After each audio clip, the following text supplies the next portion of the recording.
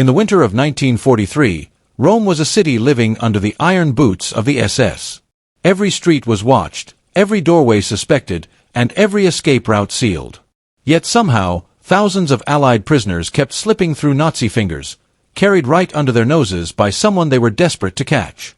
That someone was an Irish priest working inside the Vatican, a priest the Germans could never quite lay hands on. Each morning, as 10,000 SS troops patrolled St. Peter's Square, a thin white line on the ground was the only thing stopping them from dragging him away. International law meant they couldn't set foot inside Vatican territory, and he used that invisible barrier like a shield.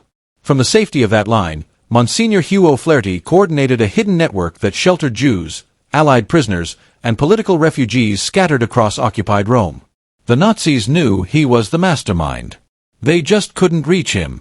But staying behind Vatican walls wasn't enough, not when people were starving, hunted, and desperate for help. Most resistance leaders would rely on messengers or coded notes. O'Flaherty chose something far bolder, something that should never have worked. He disguised himself as a nun. Not a grand plan. Not a theatrical costume.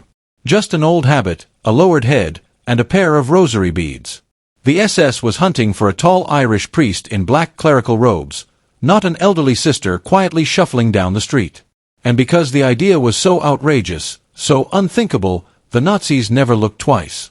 Day after day, Sister O'Flaherty slipped in and out of Nazi-controlled Rome. He moved weapons and forged documents. He delivered maps, money, and orders to safe houses. He personally guided escaped POWs to freedom, often in broad daylight, blending into a sea of habits and veils the Germans barely noticed. The SS raided homes, interrogated families, and monitored every corner of the city. Yet their biggest threat walked past them with a rosary in hand. By the end of the occupation, O'Flaherty's underground network had saved about 6,500 people.